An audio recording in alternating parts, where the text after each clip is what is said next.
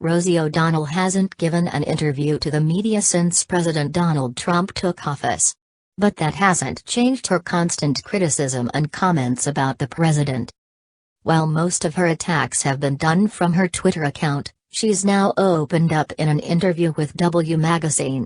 O'Donnell explained the reason she hasn't made any appearances since the president's victory. "I haven't done any interviews since he's been elected. Today's the first day of doing interviews," O'Donnell said.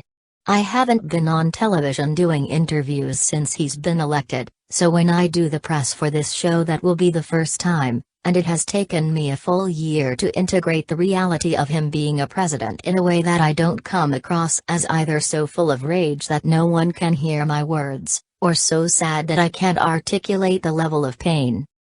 It's taken a year for me to get my equilibrium back, to come back up to the surface, to really go, okay, every Monday is the hope that this is the last week, and every Friday is a devastation." The Hollywood comedian then made quite the head-turning comment about how she sees the future with Trump in office.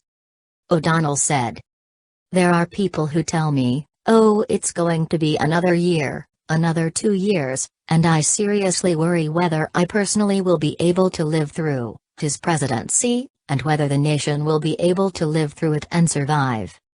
She talked about how Trump tried to destroy her character and brought up Niger. As she did, though, O'Donnell made a glaring error in her knowledge of the issue, one that shows how disconnected Hollywood is from the tragedy. It was laughed about. "Oh, Rosie O'Donnell and Megyn Kelly, ha ha ha, let him in, would bring him out." Watching him do the destroy Rosie O'Donnell charade in the same way that he's been trying to destroy the character of everyone, from Representative Frederica Wilson to the wife of the Marine that was killed in Niger, all these things.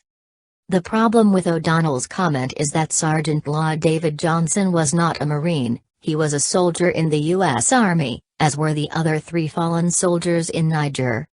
As for Trump, the last thing he said about O'Donnell was in May 2016.